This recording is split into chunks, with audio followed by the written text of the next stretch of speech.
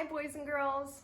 Hi, Fox family members, parents, grandparents, aunts and uncles, friends and neighbors, whoever is in charge of helping our students learn this year. Welcome to art class at Fox Elementary.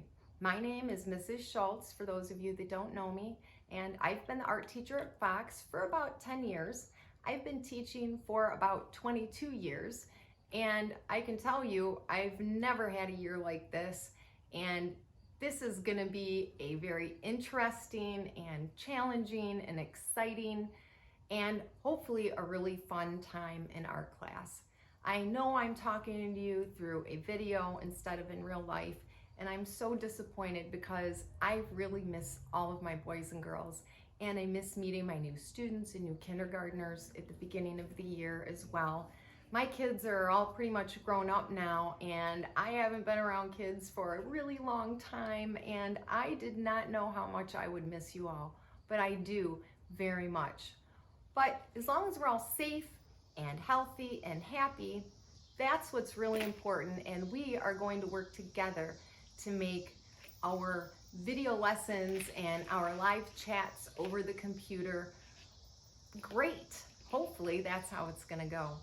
I have a number of things to talk to you about in this video. This is really a welcome to art class video, and I thought that would be much easier on families and students than typing it all out and sending yet another note home. So it may be a tiny bit long, but we'll get through it. I hope you will watch until the end, just so you get an idea of what the expectations for class are. You may hear a car or two go by because I am in my garage. No, my husband's garage does not look this fancy all the time, but when we get to film studies, I'll actually take you on a behind the scenes tour of how I put all of this together. It looks a lot better than my garage, I can tell you that. So I had to write a few things down just so I don't forget some of the important things, and the first thing I want to talk about is there will be challenges this year. This is a whole new way of teaching art and learning about art for a couple of reasons. And the first reason is technology. This is what just happened, boys and girls, and everyone else. I literally just spent 25 minutes making a lovely video. It was awesome. It was perfect. Guess what? I didn't hit the button hard enough, and it wasn't even recording. So I got up and was so excited to see the video I would send you, and there was absolutely nothing there. Frustrating, stressful, but maybe this one will be a lot better. And that's really a key, is having a good attitude. And I know that's really hard sometimes, not just for you all, but for your teachers as well. But I'm really confident that as a Fox family, we are going to come together, and whatever problems, especially tech issues we have, it will be okay. So I guess we can just expect some technology issues, and it's okay. We will work it out as we get those bumps in the road. So being patient and kind and understanding of all of us, of each other, is really going to be important this year. And I plan on doing that. So the first thing I want to make sure that you know is how to get a hold of me. Family members or students, one way is you can message me, email me through Schoology. That may be the easiest way to get the link, but my email address, just in case you need it, is kschultz02@cvs.k12.mi.us. You have to put the 02 in there because there's another Kay Schultz who teaches in the district, and she's an art teacher.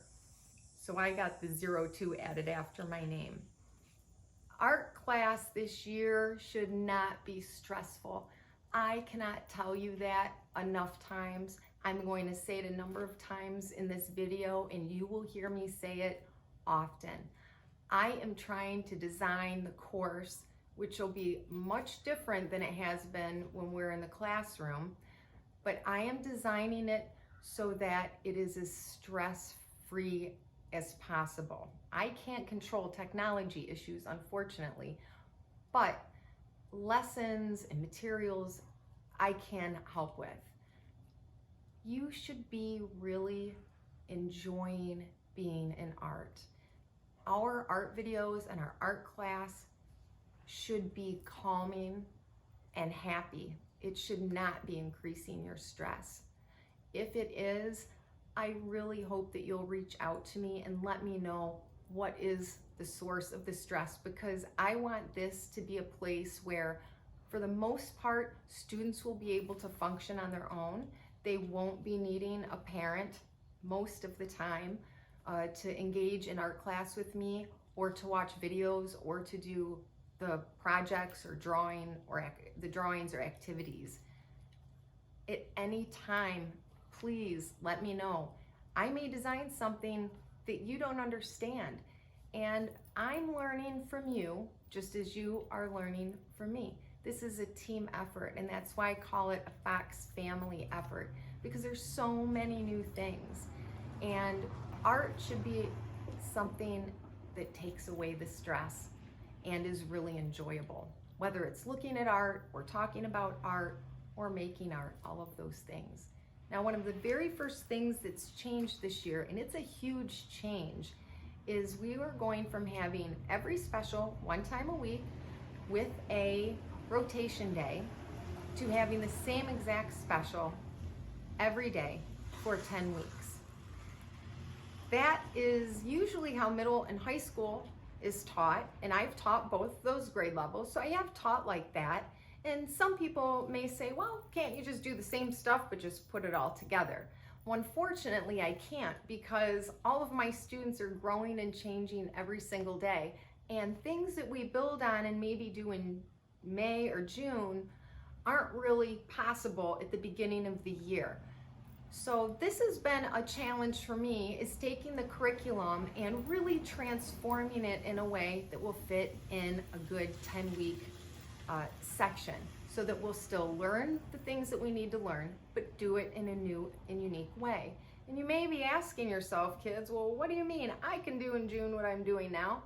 But there are a lot of things that change. One of the first things that changes a lot is your eye-hand coordination. If you play video games, you know what I mean. You've practiced your eye-hand coordination. It's looking at something, telling your brain to do it with your hand. That grows in young children between kindergarten and 5th grade. Really, on a daily basis, it gets better. If you like video games, think about your favorite video game and how good were you at it when you first opened the game and got it out of the box versus now when you've played it all the way to the end and your mom or dad have to tell you, turn that video game off. You've been on that thing forever, right? Eye-hand coordination, that changes a lot in the course of a year. Social development for everyone out there, and that just means how we interact or work in groups and how we work with each other and the things we have the ability to do. It changes a lot. There are a lot of changes like that that happen. Some of them are changes in your brain, in the way you're able to think. All of my kids out there, your brains are constantly changing and growing and making new connections. And sometimes things might be really, really difficult for you in the beginning of the year. But as we have an art class all year, they get better. And I always think of overlapping, which we start about 1st grade, but it is really challenging to learn how to overlap. And a lot of kids, it really takes a couple of years to get really, really good at it. So what am I deciding to do? Well, again, this is all new for me as well. And I don't have a book that tells me how to teach or what to teach. And the great thing about that is that means I don't have a test for anybody either. But I have decided maybe the best way to go about this change is we're going to be doing one theme per week. I'm not going to tell you what all those themes are yet, but I've got some that you're really going to like. Now, within that theme, let's say that we're doing a theme of rainforest, which we're not, it's just an example. If we're doing rainforest for the week, then in that week, these are some of the types of activities we're going to do. We will be reading books together about the rainforest. We will be looking at artists that created artworks about the rainforest, and we'll learn both about the artists and the artwork sometimes. You might do practice drawings or some journal drawings. Journal drawing is sort of like writing in a journal. I will give you a topic, but instead of writing, you will be drawing. For example, draw your favorite rainforest bird for a quick warm-up. We'll also be doing a little bit longer projects, but nothing like we've done in the past when we're in school. Now, I don't want you to be disappointed about that. I think I've got a solution. One reason that we can't do larger projects is everybody at home has different materials, and I don't have any way to get the same materials to everybody. If I did, I promise you, you would have all gotten packets that had paint and oil pastels and colored pencils and all of the things that we use all the time. So I really have to create lessons that someone who just has crayons and pencil and paper can do, as well as somebody that has all of those other materials like paint and oil pastels, markers, things like that. You are going to be given a lot of choice these 10 weeks, boys and girls, in the materials that you use to create, I guess we can call it a final artwork of the week. You'll also be able to either create something that's small, that's done within that week, or you can extend it and work on it for as long as you want because you're at home. So you have all of that time and you don't have to keep taking drawings and materials back and forth. If there is anyone who is having a challenging time even getting basic art materials, this world with COVID is so very different. I would like you to please contact me. You can email me, you can call me at 586-723-5640. Emailing or messaging me on Schoology is usually the best way to get a hold of me. Please let me know. I want to make sure that every child that I am teaching has at least some basic art supplies that they can get really creative with. Now, we can just use crayons, paper, and pencil. We are gonna do a lot of activities with those things, but it is always nice to have a little bit of a choice as we move on in the 10 weeks. Now, within that theme again, I'm telling you, let's pretend we're doing rainforests, and here are a couple of the things that you'll look at. What we're also going to have a focus on each week are the 7 elements of design. We usually call those the parts of art in class because it's a little easier to remember. For those of you who don't know, those are the 7 things that make up all art: line, shape, color, form, space, texture, and value. Those 7 things are found either 1 or 2 or all 7 in artwork. And we will be talking about those. We'll be looking at them in artworks. We might be looking at them in videos or just discussing them as maybe I teach you how to draw or something like that. I know some of you will be missing your other specials that you wanted, and maybe one of those classes is your favorite. Maybe you love Mr. Skelsey way more than you love art because you love science. And I'm sorry, but I promise we'll make it as good as we can. And maybe we'll even have some of the other specials teachers come in and visit sometimes during our live sessions. I am hoping that the way I've set this out is going to work out really well for everybody. I want to make it very, very clear. This should not be stressful. I'm going to be putting each week the lessons and links that you need in there, and then we'll be doing a short live session each day, and you'll be able to contact me during that time as well. 90%, I would say, of the things we're going to do, the student is going to be able to do completely on their own, as long as they know how to follow the link and they know how to get onto Teams and Schoology.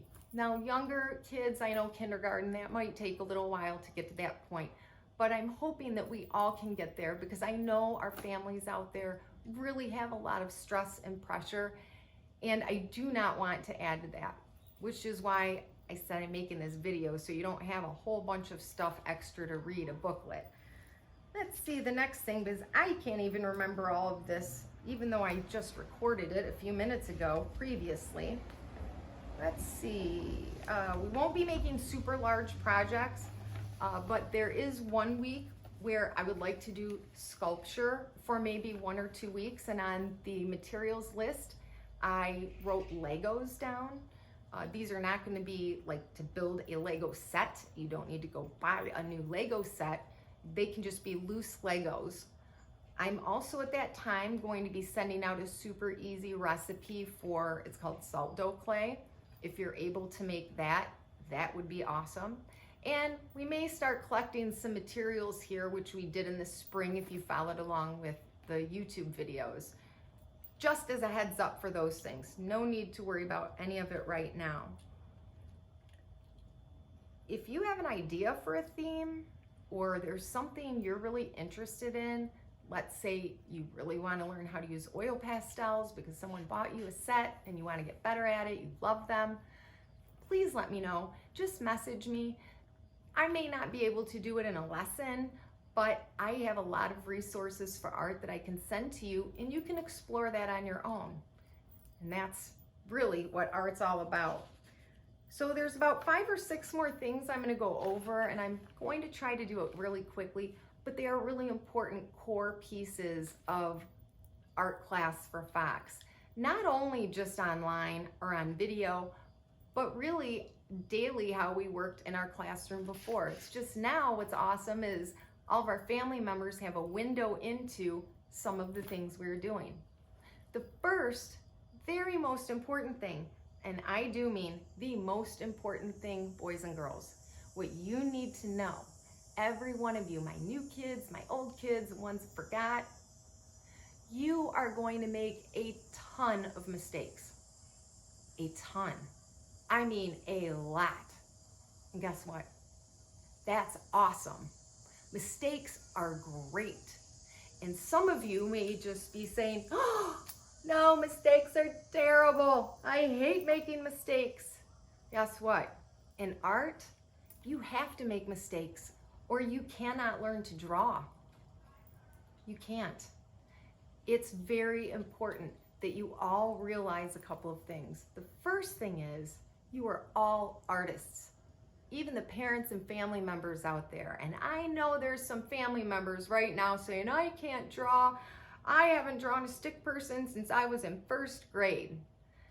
You can draw. We just haven't done enough of it, or you didn't have the right art teacher. And drawing is the core of all art. And that's why we will have a big focus on drawing skills and how we see the world. It's really going to be pretty awesome, boys and girls, but you have to be okay with making mistakes. A lot of people call that having a growth mindset.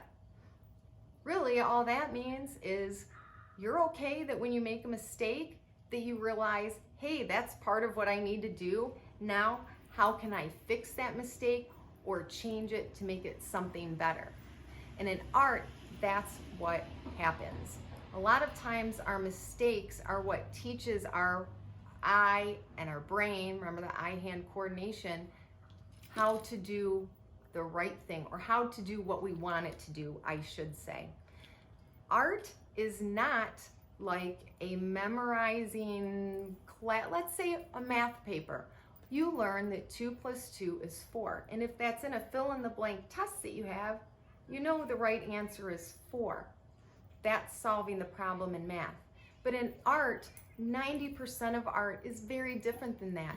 Some things we have to learn.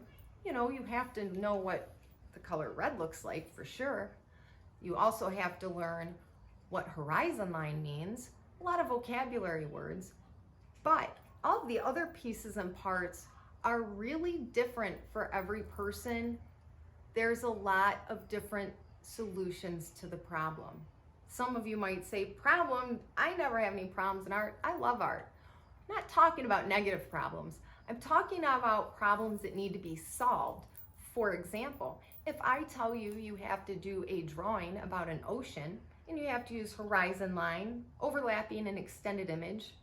If you don't know what those are, don't worry. I promise I'm going to teach you. The problem is, how do you put things together to follow those guidelines that's about an ocean, and what choices are you going to make? Somebody out there might be thinking, oh, I'm going to draw a jellyfish and a couple of sharks. And somebody else might be thinking, oh, I was going to draw a coral reef and a clownfish. It's the same problem to solve. Draw an ocean with those three things in it, but everyone's going to solve it very differently. That's why I think art is the best class, because that's what helps your mind become a super creative thinker. And creative thinking skills and problem solving skills, you're going to need your entire life. The core of that is knowing that mistakes are good. They're great if you're learning from them and if you're looking at how you do them and transforming them. So I do not want anybody, if you make a mistake in drawing, to crumple that piece of paper up and throw it away. Don't do that. We have to learn to draw. We will fix it on our paper. Now I'm going to add here part 2, and those of you that have had me as a teacher before definitely know this one. I'm not sure if all of the family members do. I absolutely hate erasers. I mean, hate them. It's the only thing in the world I actually really hate are erasers. You might say, Miss Schultz, that's crazy. Why would you hate eraser? Well, I don't really hate them, I guess, because I do love them at the very end point when we're at a final drawing. And yeah, of course, I use erasers then myself. But most of my students, I call it like an eraser addiction. As soon as we draw a wrong line, or maybe you make a mistake, there they are. Erase, redraw it. And guess what? They usually redraw the same mistake. Circle is a good example. If you're drawing a circle and it looks more like an oval, and if you erase it and redraw it, then you're like, oh, it still doesn't look like a circle. Erase it, redraw it. It still looks like an oval. Then you erase it again and you redraw it again, and now you're really frustrated and stressed and you're like, I can't draw. No, you can draw. Everybody can draw. If you can draw a line or write letters, you can draw. The thing is, it's the erasing part that keeps it from getting better. We want to keep those wrong lines on there so that our brain and hand learn how to draw the right lines the way that you want them to be. You will use an eraser, usually at the very end when you're doing more of a final project, not really in sketchbook things or art journals, but it is good to have an eraser. I did put it on the list. White erasers, they're called vinyl erasers. They really are the best. They don't leave any marks and they work much easier, and you don't get all that junk from a pink eraser. I think some of my kids know from class that I've actually pulled out most of the erasers and the pencils in class so people don't use them. We'll also be drawing a lot with crayons. That's because you can't erase. And that really is one key that I've learned in teaching to really bump up our kids' drawing level. It's a simple thing, but we will use crayons a lot, boys and girls. I promise you, we will use them a lot. And it's not because we can't use a pencil or something else. It's because they're the best tool to actually get our drawing skills better. By the way, white erasers, if you're not sure what they are, parents, you can get them. They have them at the dollar store, usually Target, Walmart, craft stores, Amazon. I don't know how much they are on Amazon, but they're usually like $1 or $2, and you get a couple of erasers. But I promise you, keep that thing put in a supply box. You're not going to need it very much. Next, writing. We will do writing. I've asked everyone to get a sketchbook and a small lined notebook to write in. Now, art is all about telling stories. Every artwork that's ever made tells some kind of a story. It tells a story that the artist meant it to tell, but also the person looking at the artwork might see a different story in it. So we are going to be learning a lot about the stories that artwork tells, and you will be creating a lot of stories within your artwork. Sometimes we will be writing about those. Now, don't worry, my younger kids, my kindergartners, I know that that's all new to you, and all of this will be adjusted to grade level family. So we may be writing one word in kindergarten as we begin, and then moving it up to sentences in first grade, and as we get better into paragraphs in fourth and fifth grade. Most of our writing will probably be vocabulary words and things that we do, that 10% of stuff we have to remember. Why write it down? Why can't you just listen to me tell it to you? Because the science tells us that when we write something down when we're learning it, that our brain has a much higher chance of remembering it than if you just listen to somebody telling it to you. So what we'll probably do is I will tell you, you will write it down, then we'll practice it, then everybody's gonna remember the new word or the new technique or whatever it is we're learning. Then at the end of the 10 weeks, which I think is gonna be the best thing, is you will have a book of a lot of your drawings, and then you're also gonna have a book of information that you'll be able to look back at into next year and the year after that. I am gonna be teaching things that are really core art items. Now, the next biggest thing besides making mistakes that we'll focus on is that art is around you every day. Every day. Every day. And you might say, well, if I'm in the middle of the woods, art is not around me. But it is. We're going to be learning a lot about the everyday items that are created and designed by artists that really influence how we see and experience the whole world. That's why I think being an artist is one of the most important jobs there is.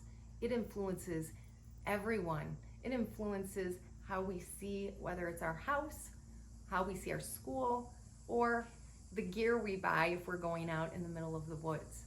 And that's important to know, not just for an appreciation, but because there are a lot of careers in art. We'll also be talking about that. About 30% of jobs are in an arts-related field, family members, if you didn't know that. Oftentimes we think that art is just in a museum, or it's just a painting in a fancy frame, or it's just a poster, or maybe a sculpture. But art, where you're sitting right now, there are probably multiple objects that were designed by various types of artists. And we'll talk about that too. If there's any parents out there who actually have a job in an art field, that would be great if you want to contact me, and maybe we could bring you in on a Teams meeting and you could share what you do in the real world with our students. Because you can grow up, boys and girls, to actually have a career in art if you love art, for sure. The next biggest thing is reducing our stress load. And I know the video is getting a little bit long here, but I think the last two things are really, really important for everyone to understand. I know that I am very stressed out. I know that my family members out there are very stressed out. Kids, I don't know, maybe you're really stressed out, but maybe you're just being a kid and you're excited to come back to school. I want to make sure that this class is designed to reduce stress for everyone. It should be enjoyable. Science has shown us and proven that actually just the act of coloring in a coloring book for 15 minutes actually reduces your stress and lowers your blood pressure and lowers all those stress chemicals that get released when we're worried and anxious and afraid. We want to be reducing stress. Again, most things will be designed so students are going to be able to access it and do it on their own. Might be a good idea to have a bin or a box with their basic art supplies that we need. You don't need a bunch of paint and things in there, but scissors, glue stick, colored paper, white paper, journal, or not the journal, but the lined notebook, a sketchbook, pencils and crayons. Have them right there, and then they'll be able to do everything, and you can take a bit of a break, which would be nice for all of us, right? Now, one thing that we're gonna do to help reduce stress is something we've actually already been doing for 2 years in our art classroom, but family members and my new students may not have heard of this or know what it is. We've been doing 4-7-8 breathing, and that was introduced because 4-7-8 breathing helps reduce stress and anxiety. It allows more oxygen to get in the brain.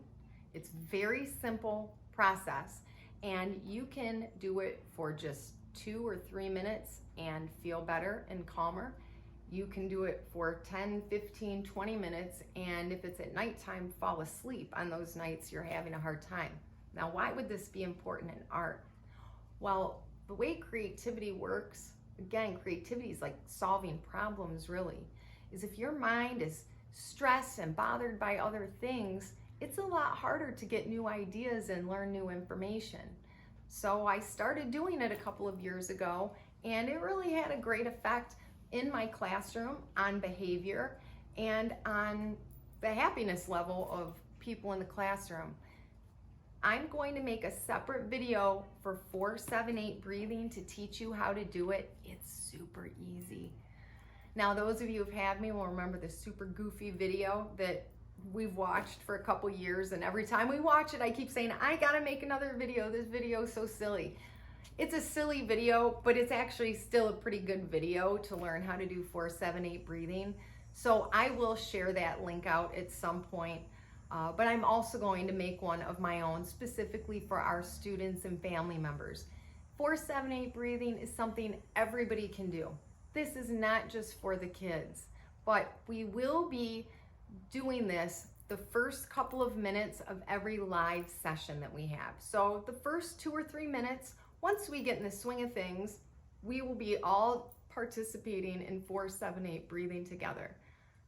I'm kind of glad I started it 2 years ago, but I had no idea that COVID would come into our lives, and now I think more than ever, we need every little thing like that we have to make sure that we're calm and we feel good and we're taking care of ourselves and we can enjoy school. That's what it's supposed to be about. And I know the first couple weeks, we're gonna have tech issues, we're gonna have learning issues, we're gonna have materials issues. All of those things will be worked out, all of those things. But what I don't want to happen is for everyone to feel stressed or anxiety, like, oh no, it's art class. No, it should be, oh yeah, it's art class. Let's go do some art. I'm gonna feel a lot better when I'm done than when I started. That's important. I will be putting up schedules on Schoology for how the class is going to work. Basic rundown is we're kind of gonna be in 20-minute chunks of time. For example, I know on this special schedule that it says, let's pretend the class starts at 9:36. We can't have everyone logging on at 9:36 because they may have still been in another class live with the teacher. I'm not sure how all of those scheduling is gonna work. That's just something we're gonna have to see how it goes and work through it together. I'm gonna be providing, however, pre-recorded content, videos. They may be made by me, they may not be made by me. But the first 15 minutes or so at the beginning of class, you can get into Schoology and you will see some of the links that you can watch. For example, let's say it is of a storybook being read by me or by somebody else. You'll watch that on your own. Then at a certain time, about 20 minutes into the class, we'll log into Teams if you're available, and that way I can do part of a live lesson for you and discuss the topic or teach you what we're learning that day. Then you'll have the last 15 or 20 minutes to work. That's a basic idea of how it's gonna work, and truth be told, nobody knows exactly how this is gonna go yet. But again, we're gonna work on it together.